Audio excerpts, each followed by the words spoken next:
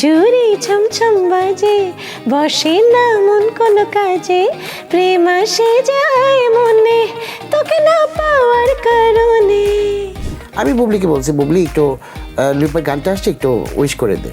বলবি ঠিক, হ্যাঁ আমাদের ও প্রিয় সিঙ্গার, আমি কেন করবো না দাদা। তো আপনি বুবলির খুব কাছের মানুষ, আসলেই কি এই গুঞ্জনের সত্যতা কতটুকু? তুমি যেটা জানো আমিও সেটাই জানি। তুমি আমাকে গালিটা দিলা, আবার দেখি তুমি বাইরে গিয়ে দাঁড়িয়ে আসছো আমার সাথে ছবি তোলার জন্য।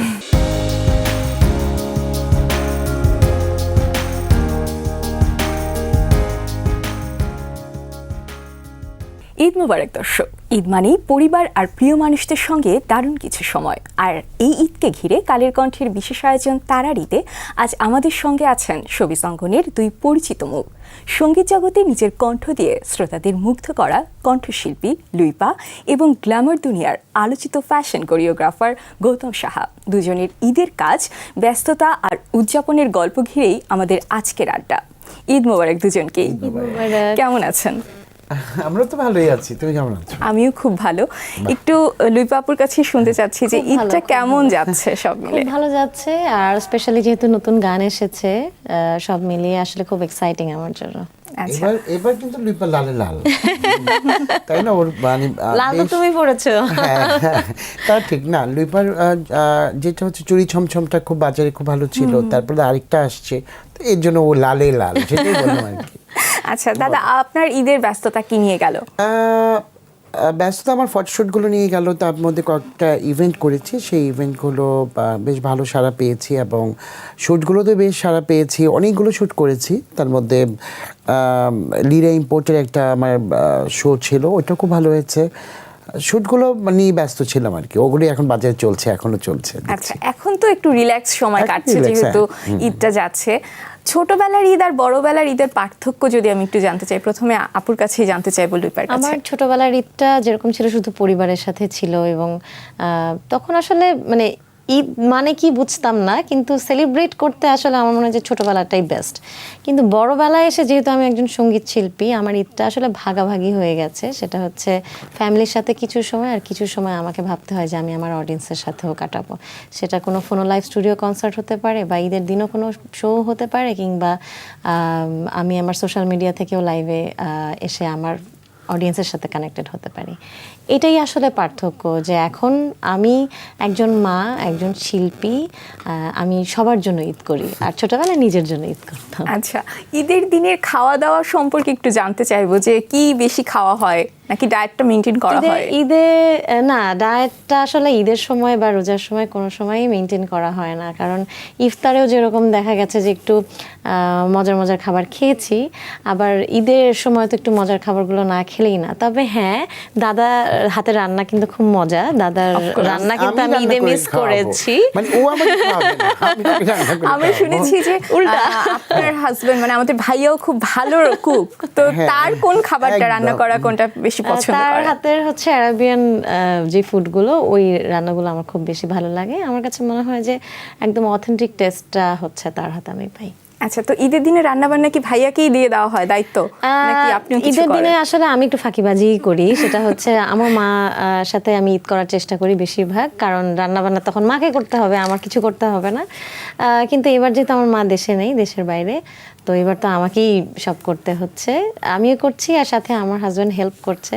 আর যেখান থেকে আমরা বারবার এড়িয়ে যাচ্ছি সেটা হচ্ছে দাদার রান্না কিন্তু খাবো এবার ঈদে। দাদা, ইনশাআল্লাহ, তুমি ইনশাআল্লাহ। টেলিভিশনে বলে যাও যে না, আমি খাওয়াবো, আমি খাওয়াতে ভালোবাসি, সবসময় বলে থাকি আমি বাসায় রান্না করি। ঈদের দিন তোমার কথাগুলো আমি বলে দিচ্ছি, ঈদের দিন আমি সকালে সেমাই রান্না করি, একটু পোলাও মাংস রান্না করি, যদিও আমি ভাতে মাছে বাঙালি, তারপরে বাচ্চা নিয়ে, ফ্যামিলি নিয়ে, বাচ্চাদেরকে নিয়ে একটু হইহুল্লা করি, আমার রান্না করতেই হয়। বাচ্চারা একটু মাংস খেতে হ্যাঁ, পছন্দ ঈদে তো করে। সব সময় আসলে হ্যাঁ। খাওয়া দাওয়া চলেই, ঈদ চলে। মানেই খাওয়া দাওয়া, আনন্দ আগের দিন উৎসব। রাতে থেকে 4 রাত থেকে আমার প্রিপারেশন চলে, ওই রাত থেকেই সেমাই রান্না হচ্ছে 2 রকমের, তারপর যতটুকু পারি সবকিছু গুছিয়ে রাখি, সকালে উঠেই সেই রান্না বান্না, মানে আত্মীয় স্বজন সবাই আমাদের। কিন্তু অলরেডি তোমার রিলসে দেখেও ফেলেছে, এবং আমরা সেই ফলো করে আসছি যে তুমি প্রতিদিন কি ধরনের রান্না হ্যাঁ, করছো, সেটাই। এবং ওকেশন ভেদে তোমার রান্না চেঞ্জ হচ্ছে। কখনো দেখা যাচ্ছে যে তুমি মাছের কিছু রান্না করে দেখাচ্ছ, কোন মাছ রান্না করে করে দেখাচ্ছো, আবার দেখা যায় কোনো ওকেশনে যে এরকম ঈদের সময় আমরা দেখছি সেমাই রান্না করছো, সো এটা দারুণ একটা ব্যাপার না, আমি আসলে। ফ্যামিলি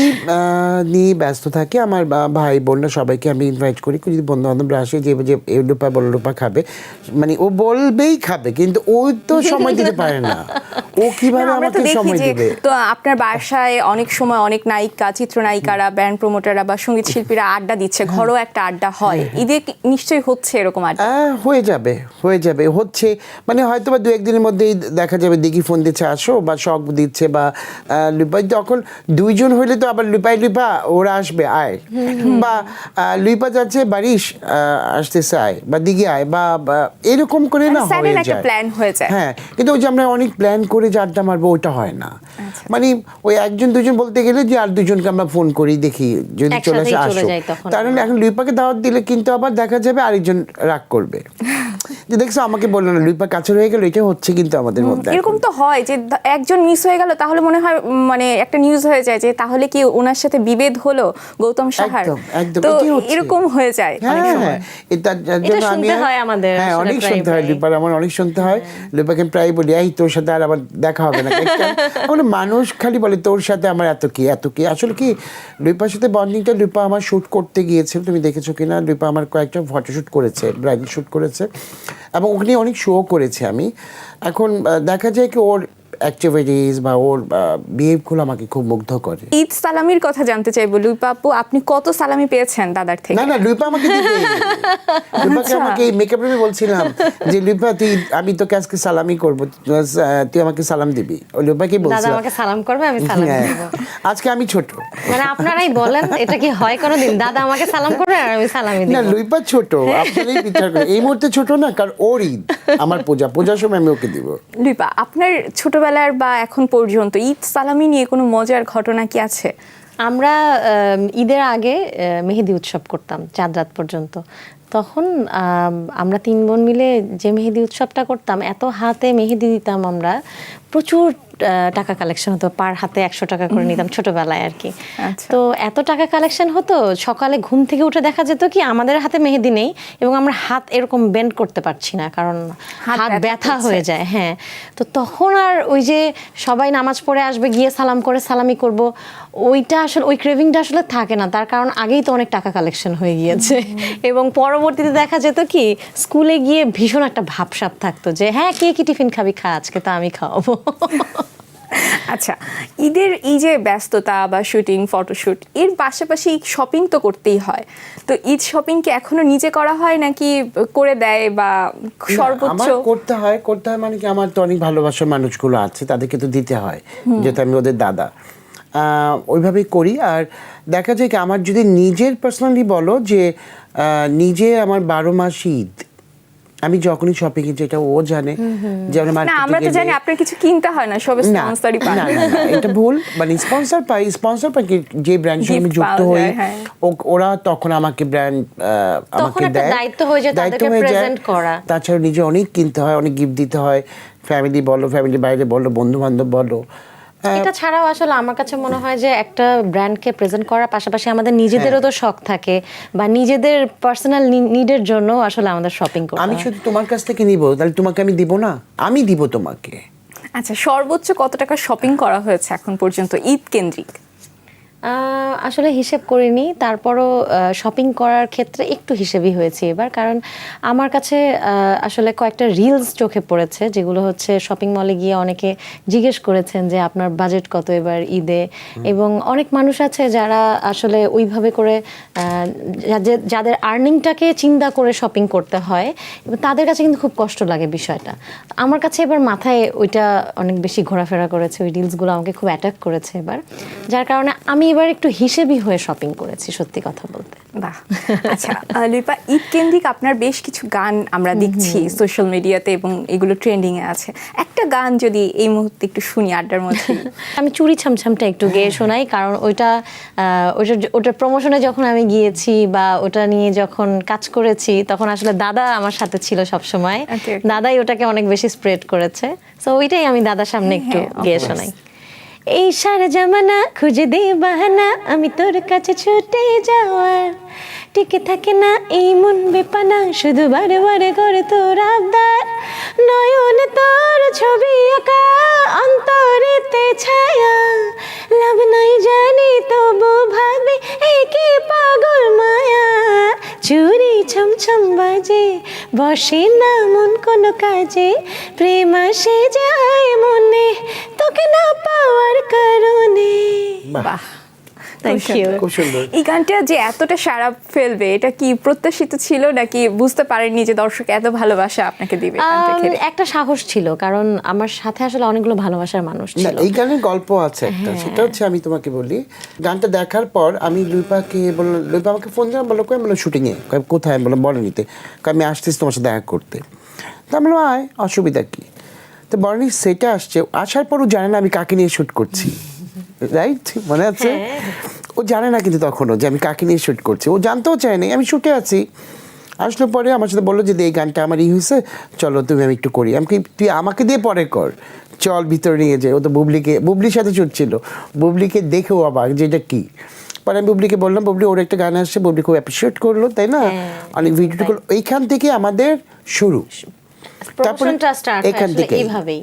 মানে এটার জন্য কিন্তু লুইপা আমাকে কোনো পে করেনি বা আমি ওর কাছ থেকে বলিনি দাদার যে কেন। একটা ইনস্ট্যান্ট প্ল্যান ছিল আর কি। হ্যাঁ, যে আমার কথা হচ্ছে এইখানে তোর উপকার হলে কর না, আমার কি। আমি বুবলিকে বলছি, বুবলি একটু লুইপার গানটা আসছে, একটু উইশ করে দে। বলবি ঠিক, হ্যাঁ আমাদের ও প্রিয় সিঙ্গার, আমি কেন করবো না দাদা, বলে চলেন করি। তারপরে ওর সাথে আমি বললাম করে নে। তারপরে সিনেমা বারিশও ছিল, বারিশও একটা রিলিজ করলো, মানে সব কিছু মিলে সেটা একটা জাঁকজমক অনুষ্ঠান ছিল। সেদিন বোধহয় বুবলির বার্থডেও ছিল, হ্যাঁ একদম একদিনে বুবলির বার্থডেও ছিল, রাতে আমরা কেক কেটেছি, ওই একসাথে অনেকগুলো প্রোগ্রাম পেয়ে গেছি। সেদিন শ্যুট ছিল, বার্থডে সেলিব্রেট করেছি, ওর গানগুলো ছিল, খুব সুন্দর প্রোগ্রাম ছিল। আমরা আড্ডায় ফিরবো একটা ছোট্ট বিরতি sure, নিয়ে। দর্শক, চলছে তারার ঈদের আড্ডা, আমরা ফিরবো ছোট্ট একটা বিরতির পর।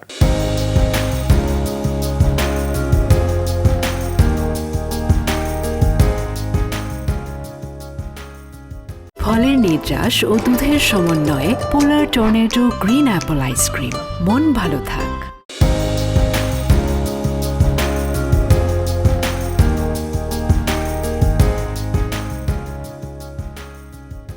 দর্শক দেখছেন তারার ঈদ, আমাদের সঙ্গে আছেন কণ্ঠশিল্পী লুইপা এবং ফ্যাশন কোরিওগ্রাফার গৌতম সাহা। আড্ডা দেবো তাদের সঙ্গে।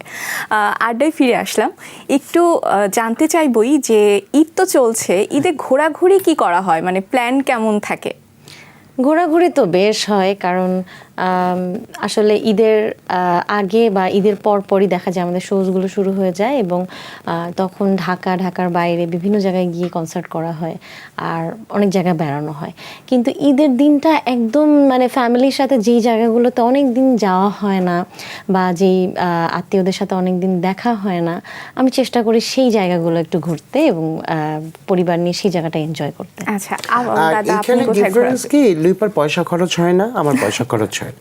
লুইপা যখন শো করতে যায় তখন অর্গানাইজারদের জন্য ঘুরে থেকে পায়, আর তখন তো আমার শো বা শুট থাকে না, তখন আমার ফ্যামিলি নিয়ে বেরোতে, তখন আমার পয়সা খরচ হয়। তো এইবার ভাবলাম যে ও যে শোগুলো করবে ওখানে আমি কমিশন নিয়ে নিব। গৌতম সাহার ফটোশুট বা ইভেন্ট মানেই একটা মুখকে আমরা এখন দেখি, সেটা হচ্ছে বুবলি।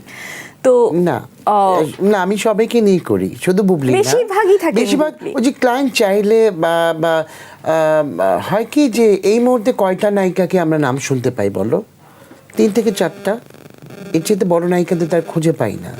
তাই যার জন্য হয়তো ক্লায়েন্টগুলোই বলে যে দাদা একটু বুবলিকে নিয়ে করেন বা দাদা বুবলিকে দেখেন।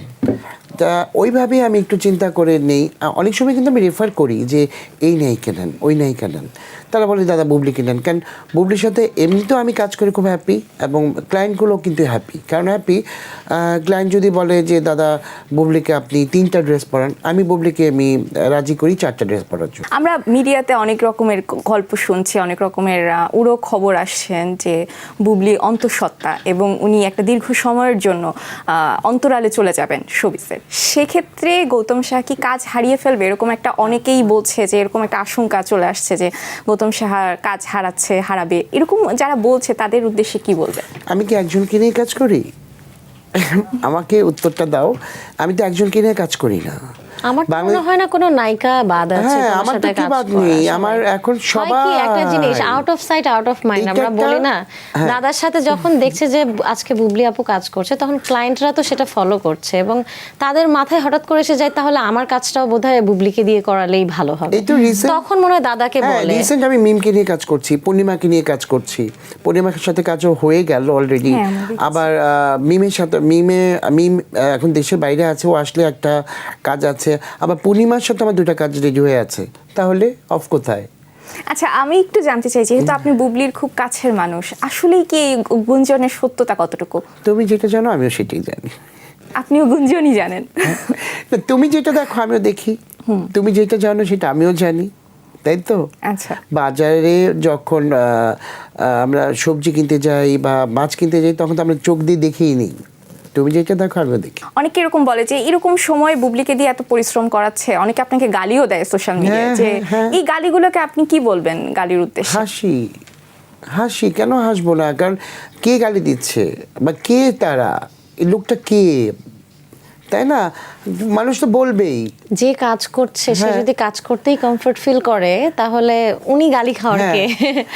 আর এটা- কাজ কিন্তু আমাদের শিল্পীদেরকে না, আমরা যত কাজের দিকে থাকি ততটা আমরা সুস্থ থাকি মেন্টালি এবং ফিজিক্যালি, আমি বলবো। আমার যাবে না, মনে হয় কি শুনতেই হবে। সোশ্যাল মিডিয়াতে তোমার 80% ভালো মানুষ থাকবে, 20% ব্যাড পিপল থাকবেই।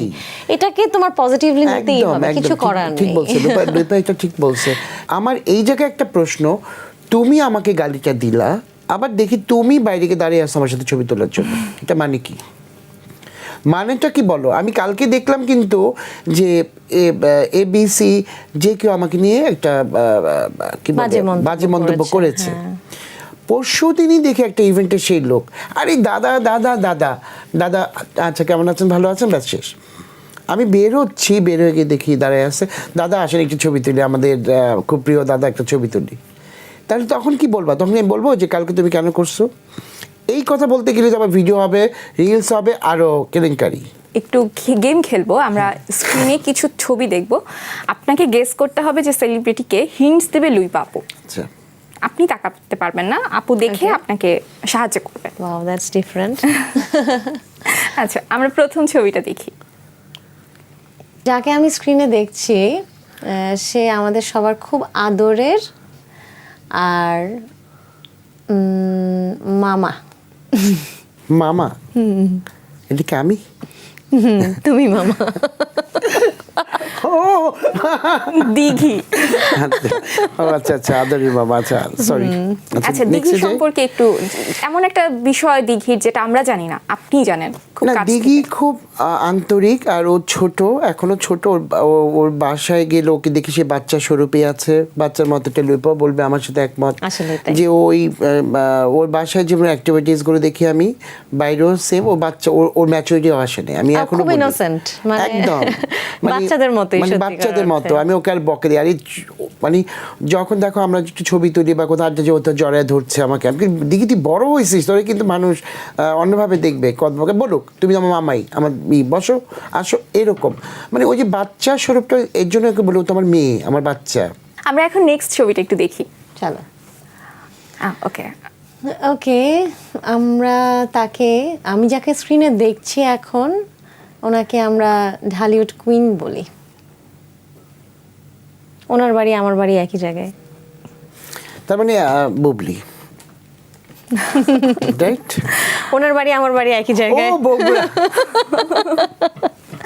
তোমাকে কিন্তু এবার easy easy দাদা, clue দিচ্ছি। এসে গেছেন। আমি পারছি না, আপনি আচ্ছা ঠিক আছে, অপু আবার বিশ্বাসকে যাই। ভুলে গেলেন। ওর কথা বললেই মানে একটু কেমন যেন লাগে, বুঝছো তো? সত্যি কথা, ওকে অনেক ভালোবাসছি, যে বাসি এখনো ফিল করি, কারণ আজকে এই জায়গাটা আমাকে উপই দিয়েছে। আমি সবসময় বলে থাকি আমি অকৃতজ্ঞ না, ওকে পছন্দ করি, ও আছে, থাকবে হয়তো, বা আমি ওর সাথে একটু রাগ করেছি, বা ও এখনো বুঝতে পারছে না অনেক কিছু, আশা করি বুঝবে। কোনো একটা ঈদের স্মৃতি কি একটু বলা যায় দুজনের? ঈদের আগের দিন চান্ডাতে আমি একটু রাগ করেছিলাম, ও রাত 2টার সময় আমার এখানে চলে গেছে, আমাকে নিয়ে আমাদের একটু নারায়ণগঞ্জ ঘুরিয়ে সেই কান্নাকাটি করে আমাকে অনেক ম্যানেজ করে তারপর ও বাসায় রাত 4টার সময় গেছে বাসায়। ওটা খুব মানে ছিল, ওই আমি একটু রাগ করলি ও মানে আমাকে বোঝাতো বা আমি ওকে বোঝাতাম, এরকম আর কি আমাদের মধ্যে ছিল। মানে হয় না যে একটু ভুল বোঝাবুঝি, বা তুই এই কাজটা করিস না, বা এই কাজটা ভালো না, বা আমাকে বলতো দাদা তুমি বোঝো না, আসলে আমি অনেক কিছু বুঝি না, ও আমাকে ধরে ধরে বোঝাতো বা বলতো দাদা এই জিনিসটা এরকম করো না। বাহ, আমরা থার্ড ছবিটা একটু দেখবো। এবারে আমি যাকে দেখছি ও সবসময় খুব সুন্দর। যে কোনো ইভেন্টে সে সবার আগে টাইমলি চলে যায় এবং ঘুম থেকে উঠে সবচেয়ে বেশি মেকআপ করা শুরু করে যে ইভেন্টের শখ? জন্য। না, মিম। আচ্ছা আচ্ছা, আমরা দেখে নিই। কিউ আচ্ছা, ওইটা যদি আমাকে কিউ দিতে, যে কন্টেন্ট Content creator, আচ্ছা। কন্টেন্ট করে বা রিলস, Brand promoter, right. তাহলে বোঝা যেত। আচ্ছা, বারিশের সাথে একটু জানতে চাইবো, বারিশের কোন দিকটা আপনার একটু মনে হয় যে চেঞ্জ করলে বেটার? ভালো তো অনেক বারিশ জানি। হঠাৎ করে রেগে যায়, বারিশ ওইটাই ওর জন্য খারাপ। মানে কিছু বোঝার আগে হয়তো রেগে যায়। এটা মেয়েদের জন্য ভালো না, সব মেয়েদের ক্ষেত্রে বলবো যে মেয়েদের রাগলে ভালো লাগে না, খুব মানে ঠান্ডা মাথায় কাজ করতে হয়। এইটা কি বারিশকে বলার আছে যে রাগটা কন্ট্রোল করতে হবে। আমরা পরের ছবিটা দেখব। এখন আমরা যাকে স্ক্রিনে দেখছি তার বার্থডে আর তোমার বার্থডে একই মাসে, এবং সে হচ্ছে আমাদের বাংলা সিনেমার ময়না। আমার বার্থডে একই মাসে, একই ডেটে না তো? না না, কাছাকাছি, খুব কাছে। ও, আর ময়না। হ্যাঁ, লাভ ইউ মনের বুবলি ময়না। বুবলি বুবলি। আচ্ছা, বুবলির তো আমরা অনেক গুণ শুনি, অনেক ভালো জায়গার বিষয় শুনি। বুবলির কে কত নাম্বার দিবেন আপনি মার্কিং করতে পার্সন হিসেবে? আমি ওকে যদি বলি তাহলে ওকে আমি 99ই দিব, 100 দিব না। দোষগুণ তো একটু থাকেই, কিন্তু আমি এই পর্যন্ত পাইনি। এই পর্যন্ত আমি সত্যি কথা ওর সাথে আমি এত কাজ করেছি, আমি পাইনি। যখনই ওকে আমি টাইমলি বলছি, ও টাইমলি চলে আসছে। হ্যাঁ, রাস্তায় যদি জ্যাম থাকে আধা ঘন্টা দেরি হতেই পারে, সেটা আমি এক্সকিউজ করব। কিন্তু ওকে যেই কাজটা আমি করতে বলেছি ও মনোযোগ সহকারে করে গেছে, এবং তার চেয়ে বেশিও দিয়েছে আমাকে। কখনো না শব্দটা ওর কাছ থেকে আমি শুনিনি। আমরা শেষ ছবিটা একটু দেখব। ও ওয়াও, ছবিটা কিন্তু একেবারেই ডিফারেন্ট লাগছে। তারপরও ক্লু দিতে হবে আমাকে, রাইট? হ্যাঁ। ওকে, ক্লু যদি দিই তাহলে হচ্ছে তোমার খুব আদরের, এবং ও হচ্ছে আমাদের পুরান ঢাকার ঢঙ্গি একটা মেয়ে, নাচ করে, নাচ করে, অভিনয় করে। একদম তাই। হ্যাঁ, ও আমার খুবই কাছের, খুবই প্রিয়, শখ, আমাদের শখ, যেহেতু পুরান ঢাকা বলেছে। পেরেছেন। Thank you. আচ্ছা, কখনো এরকম হয়েছে যে এক নায়িকার মন রাখতে যে আরেক নায়িকার মন ভেঙে গেছে, এরকম কিছু হয়েছে? মুখ ওই রকম দেখাদেখি বন্ধ কিছু হয়ে না। গেছে? হ্যাঁ, হয় যে একে একটু সাপোর্ট করলে এ রাগ করে, একে একটু সাপোর্ট করলে এ রাগ তখন কি করে। করা হয়? তখন কিছু আমি ম্যানেজ করে নিই, আমি পারি। ওই দুজনকে আগে ফ্রেন্ড করে দেই, যে তোরা আগে ফ্রেন্ডশিপ কর, তারপরে মাঝখানে তোমার আমি। সিক্রেট কিন্তু আমি জেনে গেলাম। না, এটাই হয়। আর আমার সাথে না, সবার সাথেই ভালো কাটি। মনে করো আমি কিছু খাচ্ছি, আমি সবাইকে দিয়েই খাচ্ছি। একদম। যে যেটাকে শান্তিতে থাকতে চায় থাকো। খুব ভালো ম্যানেজ করতে হ্যাঁ, পারে। এটা আমি করি। আচ্ছা, আমরা গল্প আবার ফিরবো, একটা ছোট্ট বিরতি নিব। দর্শক, চলছে তারার ঈদের আড্ডা। আমরা ফিরবো ছোট্ট একটা বিরতির পর।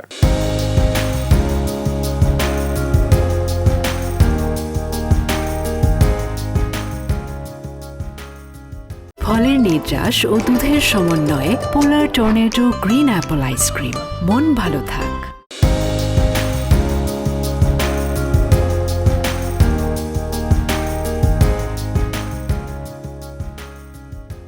দর্শক, দেখছেন তারার ঈদ। আমাদের সঙ্গে আছেন কণ্ঠশিল্পী লুইপা এবং ফ্যাশন কোরিওগ্রাফার গৌতম সাহা। আড্ডা ফিরে এলাম, একটু গান শুনবো, কারণ অনেকক্ষণ আড্ডা দিয়েছি, গান শুনতে মন চাচ্ছে। আমি লুকোচুরি গানটা এসছে এবার, ওটা একটু শোনাচ্ছি। আমার হ্যাঁ, official sure, YouTube sure. Channel থেকে এসছে। গানটা অনেক বেশি সাড়া দিচ্ছে আমাকে, ভালো বাসা দিচ্ছে, সেই জন্য এটাই গিয়ে শোনাই। মনের জানালা খোলা, তুমি আসবে কখন বলো, ভালোবেসে আমায় কেন লুকোচুরি খেলো, হৃদয়ের এই জ্বালা আমি বোঝাই কারে বলো, চুপটি করে হাতটা ধরে আমার কাছে বসো, ওরে ও আমার জানো, তুমি যে আমার কাছে থাকো, যেও না দূরে আর, আরে ও আমার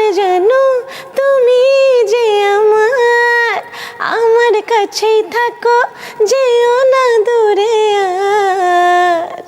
বাহ, খুব সুন্দর। Thank you. এখনকার শিল্পীদের মধ্যে এই যে প্রতিযোগিতার যে চলটা চলে এসছে, এটাকে আপনি শিল্পী হিসেবে কেমন বোধ করেন? প্রতিযোগিতা আসলে আমার অন্য কারোর সাথে প্রতিযোগিতা নেই, কারণ আমি এমনিতেই অনেক পিছিয়ে পড়া মানুষ। আমার ফিল্মে অনেক গান নেই, কিংবা মেইন স্ট্রিমে হয়তো বা আমার অনেক দেখা যায় অনেক পেট্রোনাইজার নেই, বা অনেক কোম্পানি থেকে আমার গান আসছে না। So, আমি নিজের গান নিজে প্রডিউস করছি। আমার নিজের সাথে নিজের একটা কম্পিটিশন আছে, যে আমার কিছুদিন আগে যেহেতু চুরি ছামছাম এসছে, ওটা এত ভালোবাসা দিয়েছে, সো আমাকে আমার একটা রেসপন্সিবিলিটি তৈরি হয়েছে যে আরেকটা নতুন গান দেওয়ার। সেইখান থেকেই আসলে আমি ঈদে আরেকটা গান করেছি। সো আরেকজনের সাথে আরেকজন কি করলো, বা আরেকটা ফিল্মের নতুন গান আসলো, সেটার সাথে প্রতিযোগিতা করে গান আনবো, ওইটা না। আমি আমার নিজের কাজটাকে কতটা স্কিপ করতে পারবো, আবার আগের কাজটাকে কতটা ছাপিয়ে যেতে পারবে নতুন কাজটা, এটাই হচ্ছে আমার কম্পিটিশন। তো এই ক্ষেত্রে কি আপনি কি বলবেন যে আমরা যে অভিযোগটা খুঁজে পাই ঘুরে ফিরে আসে, যে সিন্ডিকেট পাওয়া যায়, সিন্ডিকেটের প্রভাব সিন্ডিকেট থাকে? না, আসলে সিনেমাই তো কম হচ্ছিল। আমরা না গত ঈদ থেকে একটু দেখছি যে মানুষ হ্যাঁ, হলমুখী হয়েছে, বা একটু বেশি সিনেমা হচ্ছে। তো এই সিনেমার পরিমাণটা যখন অনেক বেশি বাড়বে, বা যারা প্রডিউস করছেন, যারা পেট্রোনাইজ করছেন, তারা যদি আরেকটু সামনে এগিয়ে আসেন, যারা পৃষ্ঠপোষকতা করে থাকেন সব সময়, ওনারা যদি বড় বড় উদ্যোগ নেন, বড় বড় সিনেমা করেন, তখন না ফিল্ম প্রডিউসাররা বা মিউজিক ডিরেক্টররা জানবে যে আমার একটা গানে অনেকগুলো সিন আছে, এক একটা গানের জন্য এক একজন শিল্পী লাগবে। শিল্পীর তো অভাব নেই, আমাদের দেশে তো অনেক শিল্পী। তখন আমরা সব শিল্পীরা একসাথে কাজ করতে পারবো আমার মনে হয়। গৌতম শাহ, আপনার কাছে একটু জানতে চাই যে এই যে ফ্যাশন কোরিওগ্রাফি যে ইন্ডাস্ট্রিটা এখন আমরা দেখতে পাচ্ছি, এখানে হাতে গোনা কয়েকজনকে আমরা দেখছি, তার মধ্যেও প্রকৃত অর্থে ফ্যাশন কোরিওগ্রাফার খুব কমই আছেন আপনাদের। যদি আমি বলি, নতুন যারা আসছেন তাদের জন্য আপনি কি বলবেন? তাদেরকে বলবো শিখে আসতে। শিখে না আসলে কোনো ভালো কিছু পাওয়া যায় না। শিখে আসলে মানে দেখো, পড়ালেখা করলে তো একটা জায়গায় পৌঁছাতে পারে, এটা কিন্তু একটা শেখার জায়গা। শিখে আসলে অনেক কিছু করতে পারবে, তা না হলে যে আজকে আসলাম কালকে চলে যেতে হবে, এইটুকুই। তাহলে ওই যে মানুষের এই যে দুদিনে শিখে এসে যে একটা কাটা ছোড়াছুড়ি ইন্ডাস্ট্রি শুরু হয়ে ওগুলো গেছে, পারবে এই না। ক্ষেত্রে আপনার কি মত? ওগুলো পারবে না, ওগুলো থাকবে না। এই কাদা ছোড়াছুড়ির মধ্যে থাকতে হবে, জোর করে মানে থাকতে হবে। আমরা একটু ঝটপট র্যাপিড ফায়ার খেলবো। প্রথমে আমি লুই পাপুর কাছেই রাখি প্রশ্নগুলো। ওকে, আপনার জীবনে যদি কোনো থিম সং হতো, তাহলে কিরকম একটা লাইন যদি বলেন, এক লাইনে একটা গান, তাহলে কোন গানটা হতো আপনার জীবনের উপর আমার কেন্দ্র করে? জীবনে তুমি কোন শহরের মাইয়া গো, লাগে উড়াধুরা। আমার সবকিছু খুব উড়াধুরা টাইপের, মানে হুটহাট কাজ করি তো এই জন্য। আচ্ছা, যদি গান না গাইতেন তাহলে কোন পেশায় থাকতেন? আমি যদি গান না গেতাম তাহলে তো আমি কিছুই করতে পারতাম না, কোনো পেশায় থাকতাম না, গৃহিণী হতাম।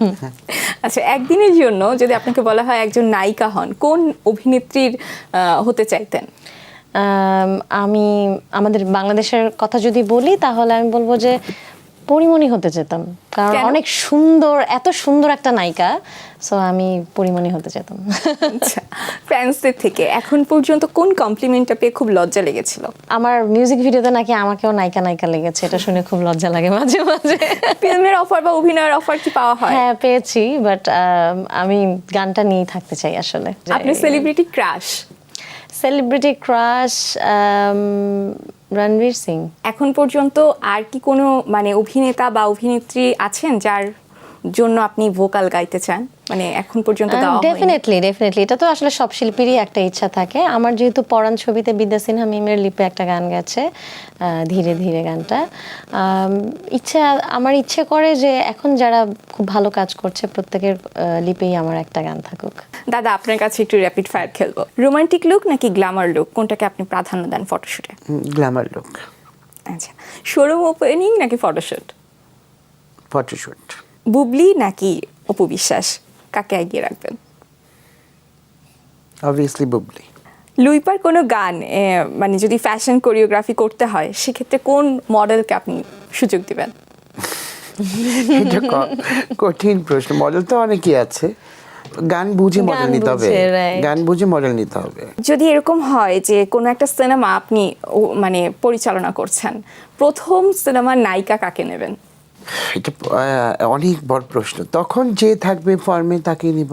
নায়িকা যাকেই নাও, গায়িকা আমাকে নিও। না, তখন যার ফর্ম থাকবে তাকেই নিব। আচ্ছা, কাকে প্রতিদ্বন্দ্বী মনে করেন ফ্যাশন ইন্ডাস্ট্রিতে? কাউকেই না, কাউকেই না। কার মতো হতে চান? কারোর মতো হতে চাই না, আমি চাই সুন্দরভাবে কাজ করে বেঁচে থাকতে, ভালোবাসতে, ভালোবাসা দিতে। আচ্ছা, আপনার জীবনের উপরে যদি একটা সিনেমা বানানো হয়, কি নাম দেবেন সিনেমাটার? তখনও জানতে বাকি। বাহ, সুন্দর নাম। আচ্ছা, আমরা আড্ডার একেবারেই শেষ দিকে চলে এসেছি। একটু জানতে চাইবো যে আপনাদের আগামীতে কি কি কাজ আসছে এবং ঈদকে ঘিরে আপনাদের দর্শকদের জন্য যদি কিছু বলার থাকে। ঈদকে ঘিরে সবাইকে ঈদ মোবারক। সবাই ভালো থাকবেন, সুস্থ থাকবেন, বাবা মাকে ভালোবাসবেন, ফ্যামিলিকে সময় দিবেন, আর আমার জন্য দোয়া করবেন। ঈদ মোবারক। আমি ধন্যবাদ জানাচ্ছি আপনাকে এবং কালের কণ্ঠকে আমাদের ঈদটাকে এত সুন্দর করে সেলিব্রেট করার জন্য। এবং এই যে দাদা আর দাদার বোন, আমরা দুজন এখানে যে বসে আছি আজকে, খুব দারুণ সময় কাটলো আমাদের অডিয়েন্সের সাথেও।